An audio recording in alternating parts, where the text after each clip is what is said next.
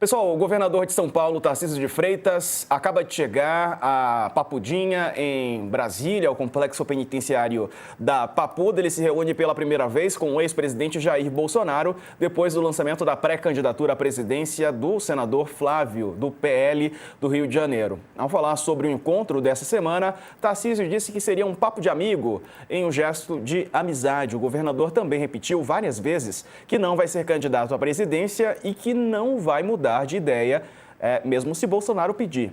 Não que algo indique isso. Ele reforçou que ficará em São Paulo para tentar a reeleição ao governo paulista. Sakamoto.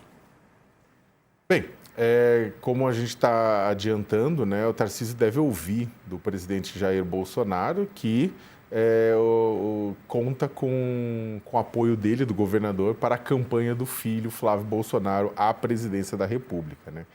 É uma situação, na verdade, constrangedora para o governador Tarcísio de Freitas, que tanto fez nos últimos tempos para se cacifar como o candidato do bolsonarismo à presidência da República. Tarcísio de Freitas, né, ele vestiu o boné de Trump no início do ano passado, depois elogiou o presidente Trump quando ele estava ameaçando o Brasil por conta do presidente Jair Bolsonaro, lembrando que houve tarifaço contra produtos brasileiros por conta disso. Ele elogiou, ele pediu inclusive para que o Brasil cedesse, né, para o Trump, né?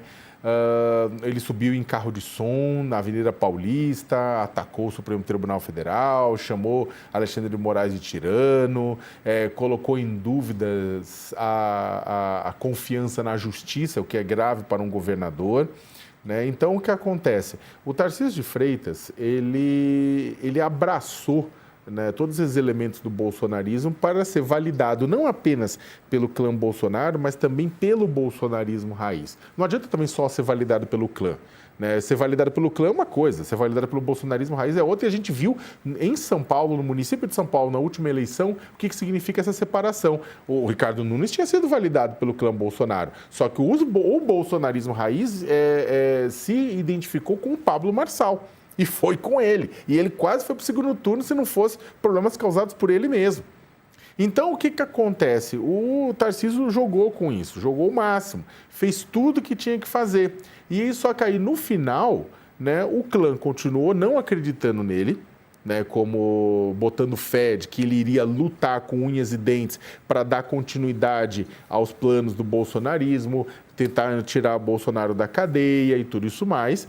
Não confiou, né, que ele levaria adiante não apenas o bolsonarismo, mas manteria o Bolsonaro e o clã Bolsonaro como líder máximo dessa direita, sendo apenas um vassalo de um suzerano, né? Até porque é difícil, né? Na hora que vai eleito presidente da República, está eleito presidente da República, o Tarcísio vai tocar ao que ele achar melhor, porque ele teve voto popular para isso. Então, essa desconfiança de que Tarcísio seria apenas um oportunista fez com que, ajudou a fazer com que a família, os filhos, Flávio, Eduardo e o Carlos, convencesse o patriarca a endossar o filho. Isso sem contar a própria Michele Bolsonaro, que também tem sido aliada à tática do governador Tarcísio de Freitas, né? E os filhos também queriam cortar as asas políticas da madrasta, né? Tudo no clã Bolsonaro. É um Game of Thrones, como a gente tem acompanhado, né? Só que aí o que acontece? No final das contas, sem o apoio de Bolsonaro, sem o apoio direto de Bolsonaro, Tarcísio não vai sair.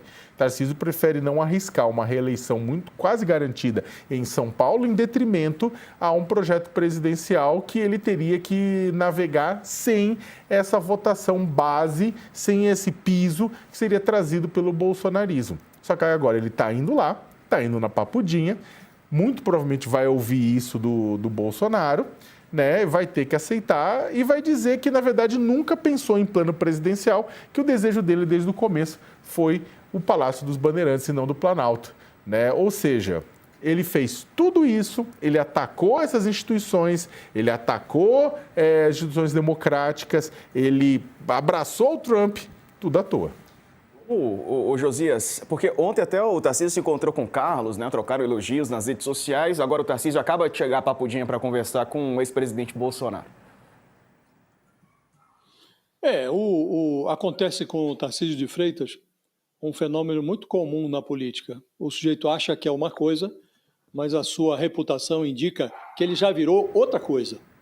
A submissão ao Bolsonaro, um líder preso, submete o Tarcísio de Freitas a uma realidade muito parecida com a de uma mulher da ficção que foi criada por um escritor chamado Josué Guimarães, um bom escritor. Essa mulher da literatura sofria de uma doença que a fazia diminuir diariamente de tamanho, ela encolhia diariamente. E os parentes da mulher, no livro do Josué Guimarães, eles serravam os pés das mesas e das cadeiras, rebaixando os móveis para que ela não percebesse o que lhe acontecia. No caso do Tarcísio de Freitas, o Bolsonaro tenta disfarçar o encolhimento do seu aliado, reduzindo a rendição ao projeto presidencial do Flávio Bolsonaro a um gesto de gratidão. O Tarcísio não teria como agir diferente, é um homem de bom caráter e precisa, portanto, retribuir o fato de o Bolsonaro ter lançado a candidatura dele ao governo de São Paulo, ter convencido o Tarcísio a disputar o governo de São Paulo. Portanto, ele deve o cargo de governador ao presidente.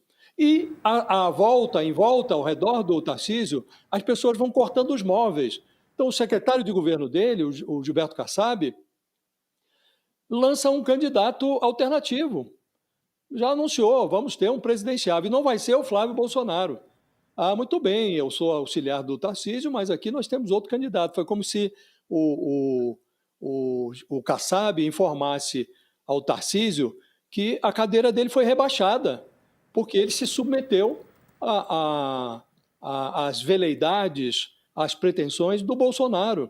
O Centrão hesita em aderir à candidatura do Flávio Bolsonaro, mas também não anunciou ainda a sua adesão a um candidato alternativo ao Tarcísio, mas já informou o Tarcísio que ele errou ao se submeter ao Bolsonaro, ao não lançar a sua candidatura presidencial à revelia do Bolsonaro. Também o Centrão informou ao Bolsonaro que a cama dele foi rebaixada, que talvez lá em 2030, quando ele terminar o seu eventual segundo mandato como governador, pode ser que ele não seja o candidato mais aparelhado para disputar a presidência da República.